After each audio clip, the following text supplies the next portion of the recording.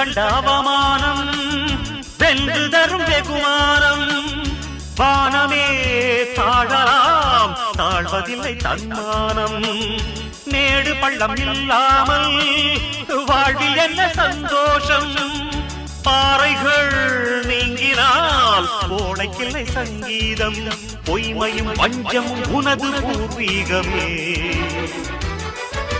ரத்தமும் வேர்வையும் எனது ராஜாங்கமே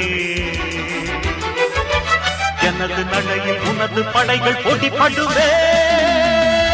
அடே நண்பா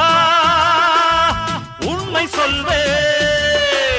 சவால் வேண்டாம் உன்னை வெல்வே